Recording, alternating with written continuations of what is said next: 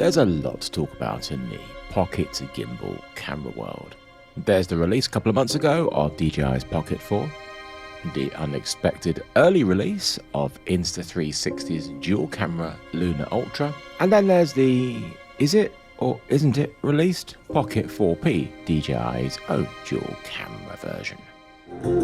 This isn't a full comparison, that will come later. This video will cover the Pocket 4 and whether there's a place for this camera when you've got these dual camera versions now.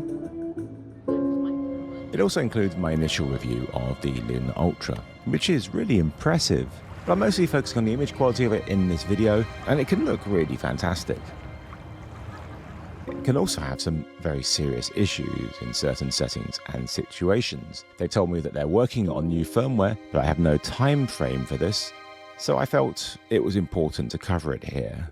After all, Nikon still haven't fixed their ZR. I'll go through this in detail later in the video and show you how to avoid it, because nobody wants their footage to look like mush, right? And then there's this DJI's Pocket 4P. I will show you some footage like this, but not much. Like most people who've been sent a review sample, I'm in a rather weird position. Not literally, this is Richmond Green. It's lovely here. It's been released in Southeast Asia, so there are loads of full reviews from YouTubers in those regions, just not outside those regions. And all the specs were released in those regions a couple of weeks ago. But because there is no global release date, I am somewhat tied to my NDA and my non-sponsored relationship with DJI, but I will go over some things which I think I am allowed to talk about, like the claimed 17 stops of dynamic range, and I will talk about those release specs as they are out there, and show a little bit of footage. People outside of Southeast Asia have shown footage, including in the UK. That's only fair that I do too. I just can't cover much, not until it's released globally. But if my mum imported one of these cameras from those regions, she's allowed to put out a full review, just not me. I'm not going to go into too much detail about the mess releases of these cameras or the lawsuits filed by both companies against each other. I want to just focus on the cameras in this video. What I will say is I hope neither companies do camera releases like we've had for the Luna Ultra and Pocket 4P this way again.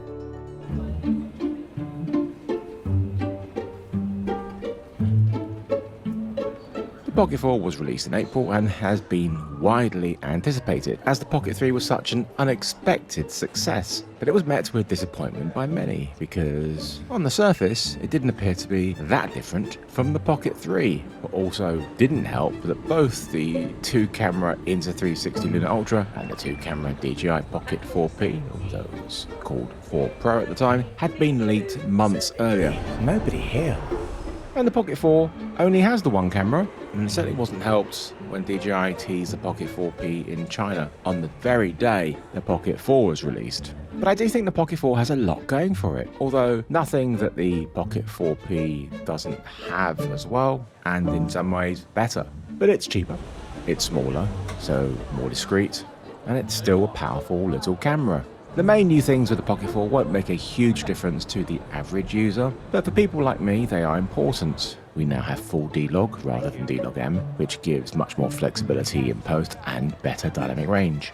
One of the most useful new features is the 2x so-called lossless zoom mode, which is now available in D-Log. In the Pocket 3 it was only in the normal picture profile and you had to stop recording to switch, but on this camera you can do it whilst recording. That was deeply unpleasant in there, absolutely heaving. You should expect it is Borough Market, it's a total tourist spot. It is very cool, lots of things to see and eat and film if you can get close enough, that is, which was a bit of a struggle, but the 2x definitely helped.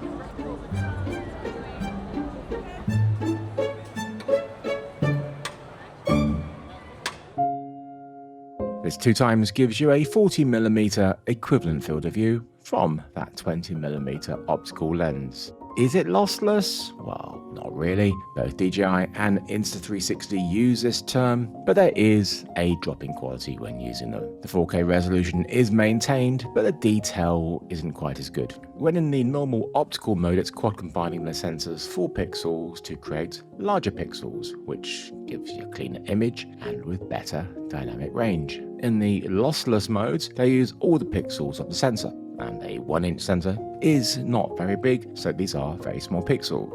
So in good light, the 2x mode in video is very usable indeed, and I use it all the time. Now there is a 4x digital zoom, but there is a significant drop off in quality there. You may as well just crop it in post. What also helps using these modes of the Pocket 4 is there's now 2 shortcut buttons under the screen. One is dedicated to switching zoom modes, and the other is programmable, although there aren't enough options for it. The other thing is that if you shoot in vertical mode with this camera, those buttons are covered up, so you have to use the zoom function of the joystick, which is slower and less precise. There are definitely some autofocus improvements, but there's also still real usability issues, which I will discuss later. Slow motion can now be recorded in 4K at up to 240 frames per second with just a slight crop, and this is really impressive. And it does look good, but there is a downside. It's only in the normal picture profile, which I really don't like. It's over sharpened and too processed. Even when you set the sharpness and noise reduction to -2, it's just too much. And it's the same if you shoot in 4K at 120 frames per second. With the Pocket 3, you can shoot in 4K at 120 frames per second in D-Log-M. So for me, this feels like one step forward and kind of one step back, one step to the side. It's just really hard to cut that normal profile image in with the D-Log footage.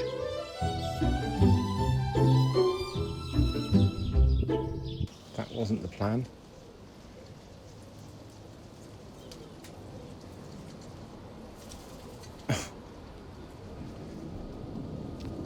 Poor Pocket 4. Other improvements are better tracking, a brighter display, better audio, longer battery life, faster charging, and built-in internal storage of 107 gigabytes, which is very handy with the skyrocketing costs of media. Annoyingly, there's no longer a protective sleeve for the camera, as we've seen in all previous Pockets. Instead, it's a little bit of plastic to hold the gimbal in place. And somehow I've not lost it, but I now use a third-party case instead.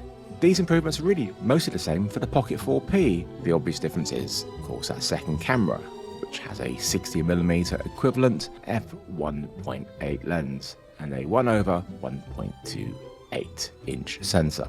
The main camera of the Pocket 4P has a 20mm f2 lens and it is a 1-inch sensor, and it's a brand new sensor, which I believe is made by OmniVision, unlike the Sony sensors DJI have been using up until now, and most likely is on the 3x camera.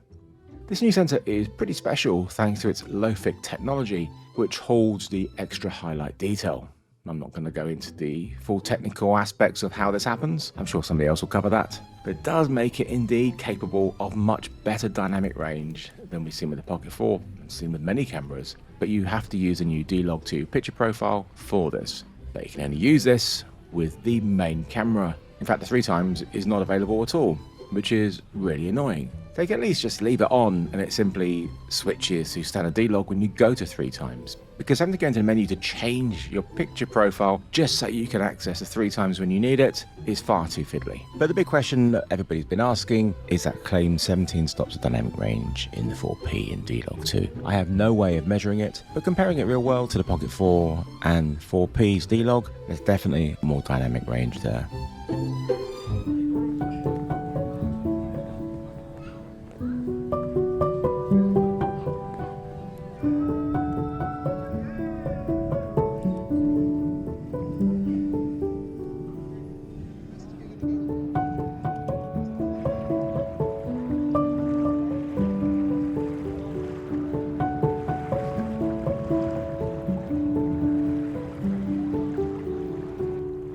Insta360's Luna Ultra is their first attempt at making a camera which doesn't have fixed focus and that shoots 10-bit log, so two big firsts for them. And overall it's a really great camera. Before I get onto all that really great stuff, let's just get the negatives out of the way. So there's definitely more processing going on in the iLog image than we see with the D-Log and D-Log2 and DJI's cameras. Those cameras have the ability to fine-tune the noise reduction and sharpness, and I always have it as -2, and it does make a big difference. Insta360 told me they have no plans to do anything similar with the Luna Ultra. I hope they'll change their mind, because the iLog is a really lovely looking image. It's just it can be even better if they gave us the ability to fine-tune it ourselves. I think I'm being a bit too harsh on the iLog image, especially when we get to here, which is the real issue that we have with the Luna. Although I have been told that they are going to fix this. So they need to, because it's really important, because what we have here is our mush. And why do we have mush? It's auto exposure. And it's worse right now is because I have it set to a max ISO of 400. I've got some ND16 on, so that's cutting the light back. And my shutter speed is too high, 200th of a second. I'm in manual exposure now, I've got the 50th of a second, but my ND is too strong. My ND16 is too strong because I've got to put my ISO up to 1600, but it's manual ISO and there isn't the mush. But now I'm in auto ISO, we have this problem, and it shouldn't happen because I got exposure at 1600 manually, so therefore there's no reason for it to happen, but it does. So when you do limit the max auto ISO, instead of simply not being able to reach the exposure, it's using digital gain to boost the image so you can get as close to your set EV value as it can, as in 0 EV, which I have here. If you increase the ISO manually, it's analog gain, and that actually looks really nice. But this digital gain that they're using in the camera after this is creating a lot of noise, and then it's cleaning it up using very heavy noise reduction. So your detail is gone, and you end up with mush. And the problem is, you don't know it's doing it until you offload that mush. Do we still have this same issue when we're shooting an auto ISO in standard profiles? Well, yes. No matter what you have your shutter speed set to, if you're going auto ISO of any sort, it is taking away detail. In 8K, in 4K, with the 1x and the 3x. Thankfully, we don't have any of these issues with the Pocket 4 and Pocket 4P in auto exposure or auto ISO of any sort. It's absolutely fine. If it can't reach the exposure, it just stays underexposed. So you can get great images out of this camera, you just got to be really careful when using it. But especially for clients, as they don't want mush. And for example, if you're filming anything for a stock footage company, like Storyblocks, the sponsor of this video. They've been the main sponsor of my videos for years, and they're a natural fit, as not only are they full of really high quality videos, music, sound effects and more, they support real people, real artists, as all the content is 100% human made. They do not accept any AI generated content, unlike some other companies, and that's something we should all support. I've used them countless times, mostly for video and sound effects, and they've really helped me out of a hole when I've needed them. They have millions of assets which are added to and refreshed daily, and you get unlimited royalty-free downloads when you sign up. And for a limited time, you can get 15% off an annual plan, which is only available through my link. So what's the best way to avoid getting these mushy images? Well, it's of course to shoot manual exposure. There's a couple of problems with shooting manual exposure with all of these Pocket style gimbal cameras.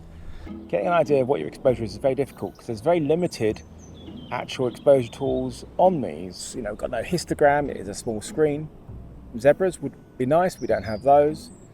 You can open up your app and then you can see it on that, but that's not an easy way for us to actually shoot. We don't want to shoot that way. On the Pocket 4 and 4P, you do have a small little, very hard to see in grey. It shows you what the EV is. I can't see what it is. I think it's what I've set it to, which is plus 0.3 EV. So it does give you some things. But the other thing is, you can't change your exposure settings whilst you're recording in manual exposure. You can't swipe to change your ISO or your shutter speed. It's just not possible. And it needs to be possible for both of these brands of cameras. Now in auto exposure, you can swipe on the DJI from the right hand side and you can bring up your EV meter and you can change that. And on the Insta360 Luna, you can put one of the custom buttons. Actually, I need the right hand one to change your EV value. but we need to avoid auto exposure with the Luna right now. But in manual exposure, you can't program it to be shutter speed or ISO, you can't do any of that. You have to stop recording and then change it. Stopping recording and changing your exposure means you're probably going to miss the shot you're trying to get. So both DJI and Insta360 need to let us swipe and get into our settings whilst we are actually recording. So we have that ability to be in control of our image when we need to be. If you want to shoot with any of the built-in color profiles, some of them are quite nice, then the best way is to use them when in iLog. Because when you select them, it actually bakes them in, but with a lot less processing and over sharpening compared to if you use them in the standard mode. But these filters are only available in 4K, not in 8K. There actually is a sharpness setting in standard mode, but even when set to low, it's too sharp. I think this is actually a big plus over the DJI Pockets, as all the looks in those are over-processed. You have to shoot in D-Log or D-Log 2 to get a natural looking image. DJI could fix this by just bringing down that over-processing and over-sharpening in the normal profile.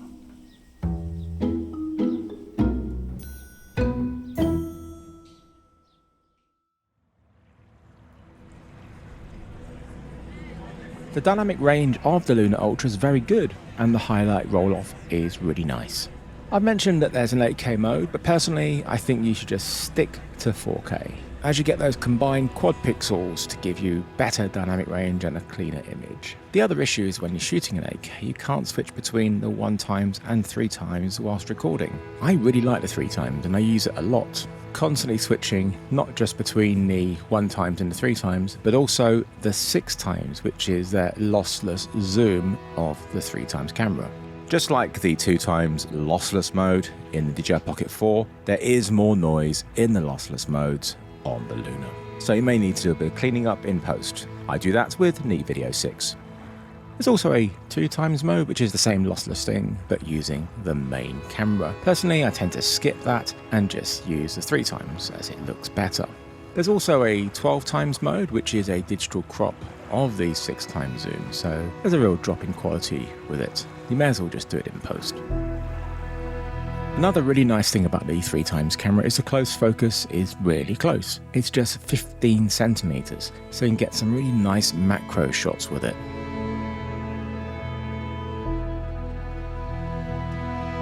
You can shoot slow motion in up to 4K 120 frames per second with both the 1x and 3x cameras, and you can do it in two different ways, either in the dedicated slow motion mode or just in normal video and change your frame rate there. When you do it this way, you just need to convert it to slow motion when you get into post. I can't see any real difference between these modes, and thankfully you can shoot in iLog in both of them, unlike the Pocket 4s.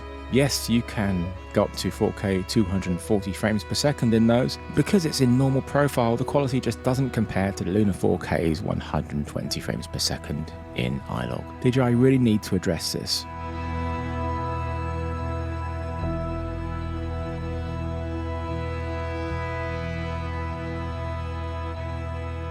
Just like with the lossless zoom modes, make sure you correctly expose your iLog 120 frames per second footage, because it's not at all forgiving in the shadows if you don't, especially with the 3x camera.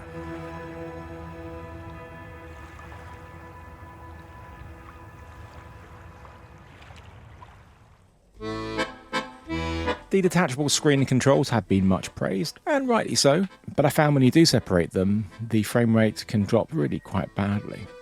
What's really nice about the Luna's custom buttons compared to the Pocket 4s is that they're on the screen, so you can use them no matter what orientation the screen is in. Whilst it can also only do 3K vertical video when held upright, you can just rotate the whole thing 90 degrees and shoot in 4K vertical that way. And it's better than the DJI's one here, as it rotates the on-screen display and writes metadata so it plays back as vertical. I also really like that even in the camera-only package, it comes with a hard protective case. DJI, sort it out please. Insta360 finally have some good mics for their system. This is the Mic Pro, and you get one of them with, I think, all the combos maybe. Just don't get it with the camera on its own. You can also buy it as a 2-pack with a receiver for normal cameras.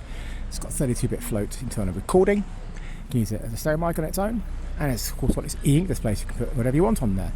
I've got Percy on here, so it's nice. Look, I'm not one for holding a lav mic or mic like this out like this, which is really silly, even though it seems to be very popular. I like hiding mics, and you can hide this because you can use a USB-C to 3.5mm adapter from them. It needs to be there one because it's got special connections, I think. A normal one doesn't. I don't think it works, but you could use any of the compatible lav mics with it. But for me, it's got Percy on it, so I'm going to hold it like this.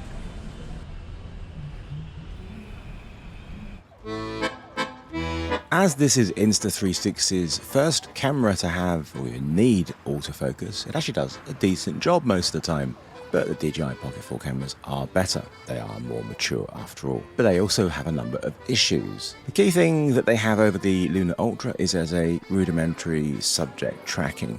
It can work well, but the subject still needs to be towards the center of the frame. The autofocus shifting from your subject to the background is a common problem with both brands' cameras, and the 3x is worse for this. It's easily distracted unless you have your subject dead center. For most of my filming with all three cameras, unless I am filming a moving subject, I select AFS single point autofocus. But the switch focus modes, I have to stop recording and go into the settings menu. Very fiddly, probably going to miss the shot. There needs to be a way to do this whilst recording, either by going into the menu or via a custom button. Perhaps a double press on one of the custom buttons to switch between AFS and continuous. That would be great. In fact, I'd also like to see exposure lock, perhaps with a triple tap on the button. I am being greedy here, but a focus hold would also be nice, but there's simply not enough custom buttons, especially as DJI don't let you customize a left button. It can only be used to switch between lenses, but you can also do this by tapping the icon on the screen, so it's wasted potential. Both companies need to open up many more options that we can use with these physical buttons on their cameras to make the shooting experience much more pleasurable and a lot less irritating. There's one huge thing that Insta360 have over DJI, of course, and that is they aren't banned in the USA. This is a huge problem for them, and it's why you won't see either the Pocket 4 or 4P officially sold there. Although there's a company called Extra who somewhat appear to be DJI cameras under their name, just with slight design differences. And they are bringing out one which looks very similar to the 4P. I've not seen it in person though, but I do hope to get one to test. So I'll be making a much more in-depth comparison once the Luna's image is sorted out, so I'm not worrying that I'm screwing it up all the time. And of course when the DJI camera, the Pocket 4P, is out officially, so I'm not in danger of breaking my NDA. I'll be talking about the features, of course, I can get the images in detail, but also what it's like to actually use them day to day, because that is incredibly important. Because the 4P hasn't been globally released yet, I don't know what the exact price will be compared to the Luna, but looking at the prices on the DJI store in Southeast Asia, they are substantially undercutting them, especially with their combo. The question is, when they do finally release it globally, will the pricing be comparable? Probably. I want to end this video with a few words about my beloved soul cat Percy. He passed away on the 20th of June at the amazing age of 19 and a half after a long illness. Percy, we're going in now. Along with his twin brother Bertie, they were my everything and were always there for me, and they got me through some very dark times. With losing Percy, the twins are finally now gone, and life will be so much harder without them in it. Such a beautiful boy. I was really lucky to have had them in my life for so long. Rest in peace, my boys.